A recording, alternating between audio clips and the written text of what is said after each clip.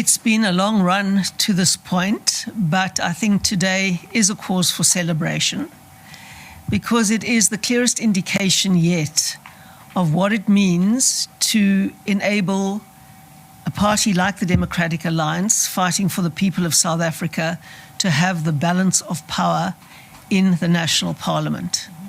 It is where we can make your voice count, because you gave us the muscle and you gave us the numbers to be able to stand up and stop things that will be fundamentally detrimental to the people of South Africa.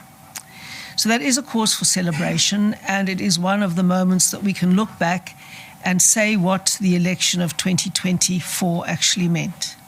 It gave us the balance of power in Parliament, and it enables us to take a strong stand to be your voice, to stop the things that you don't want. And today is one of those victories. Now, it came as a surprise to me when very late last night I was called by our lawyers to say, we have been approached with a settlement offer by the lawyers for the Minister of Finance. Why did that take me by surprise? Because less than 1 week before that, in his answering affidavit in our court case, the Minister of Finance made it absolutely clear that the VAT increase of 0.5% would go ahead on the 1st of May. And that was merely a week ago today.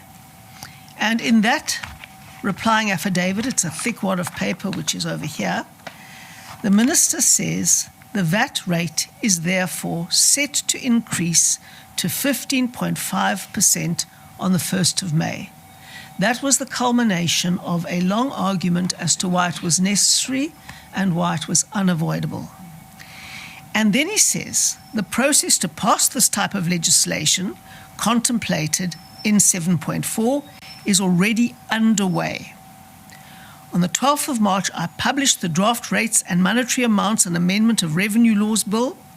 A copy of the draft bill is attached, where he shows that they will give permanent legislative effect to the new VAT rate of 15.5%.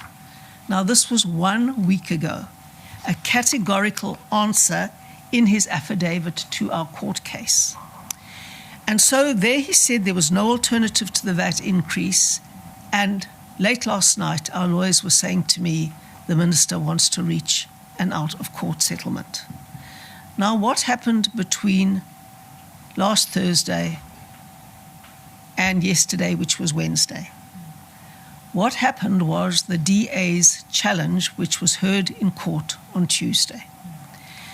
And that day was absolutely pivotal because our excellent legal team made the case as to why the VAT increase should be interdicted and why the minister had made the announcement in terms of an unconstitutional power allocated to him under the VAT Act.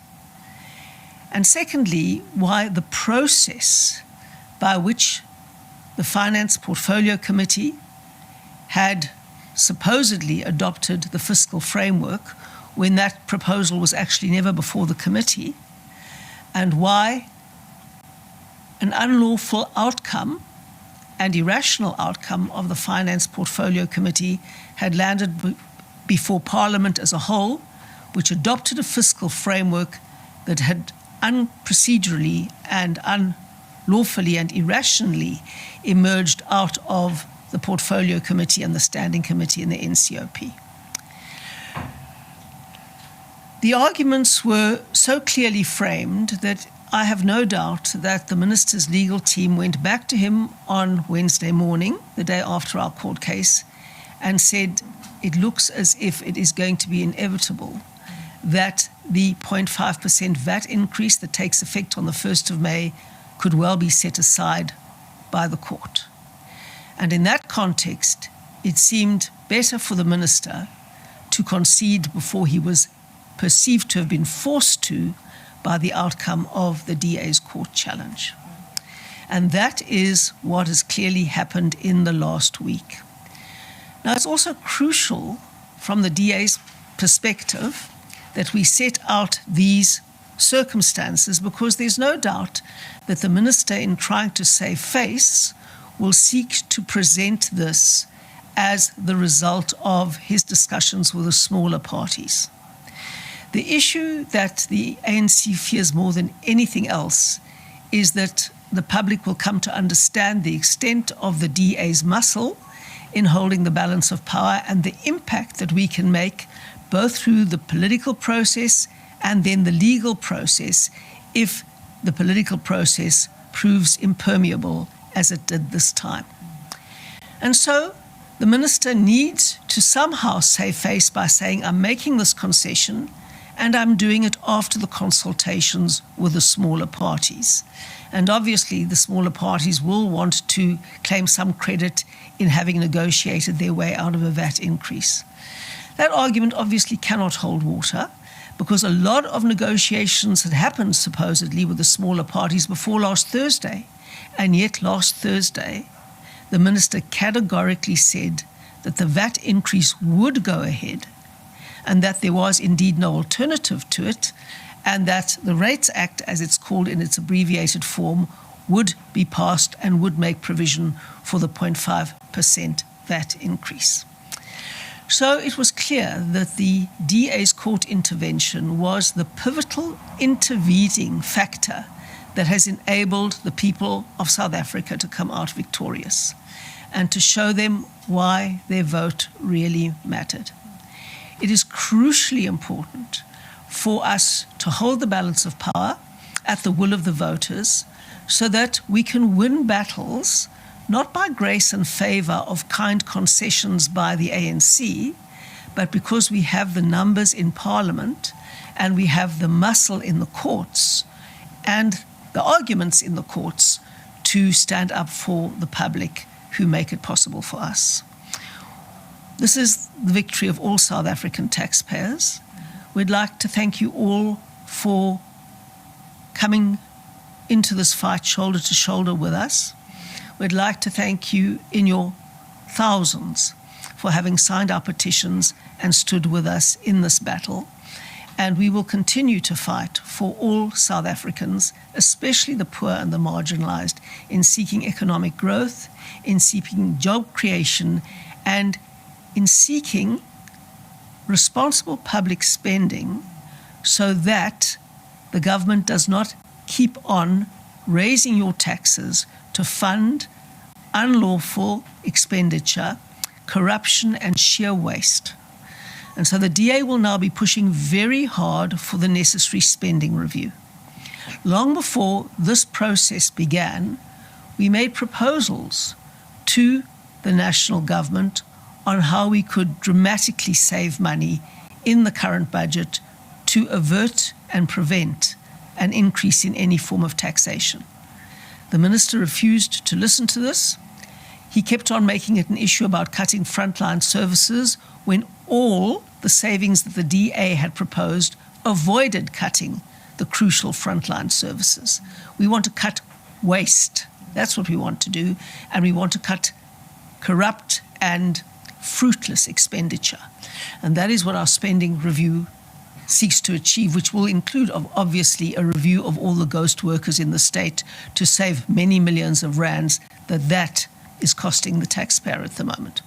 So there's going to have to be a spending review. We're going to have to look at where we can cut waste, not frontline services, and where we can protect the poor, especially, from any increase in taxation that makes them have to choose between putting food on the table or putting their children into school because no longer are the VAT increases affordable.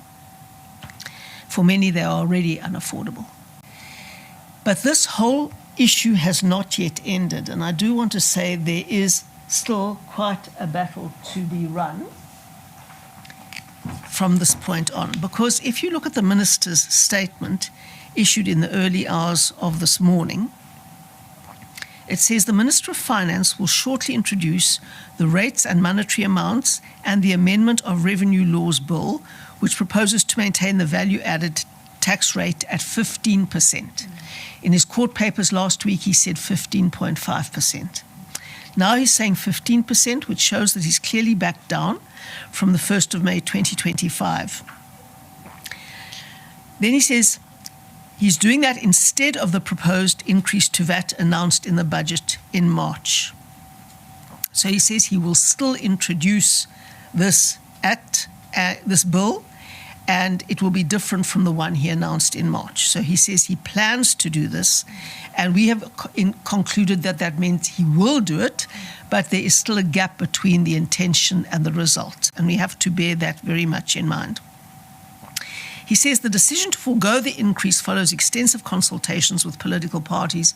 What he critically fails to mention is that it followed the DA's court case on Tuesday, and then suddenly on Wednesday we had this change of heart.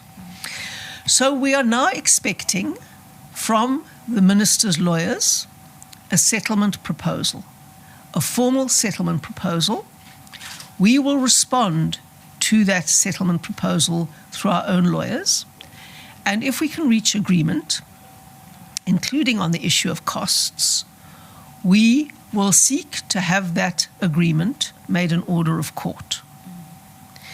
There is a second crucial issue that comes into play here, and that is what Parliament will do around the Portfolio Committee's acceptance of the fiscal framework, or recorded acceptance of the fiscal framework, because indeed it was never put to the Portfolio Committee. And secondly, what we are going to do about Parliament's adoption of the fiscal framework that they assumed had come from the Portfolio Committee. Now, there's no precedent that we know of how that can be set aside. We believe there are two ways. One, that a court can set aside Parliament's acceptance of the fiscal framework if it was unlawful and irrational in reaching that conclusion. And on the other hand, the Speaker can reconvene Parliament to review and rescind that decision. We don't know which path will be followed at this stage. But because there were two respondents, at least in our case, SARS was the third respondent, but there were two main respondents in our case. Number one, the Minister and obviously the Department of Finance, and two, Parliament. We have to seek a settlement agreement with both before we can say that we have beaten this VAT increase. So it's important for us to say that while victory is a nose length away, we still have to cross the finishing line. And it ain't over till it's over. So we will continue fighting, we will continue negotiating a settlement through our lawyers with the Minister's legal team and hopefully with Parliament's legal team as well. So this is a complex issue. We have fought every step of the way, and we hope that we have broken it down for you in simple steps that is clear for a layperson to understand.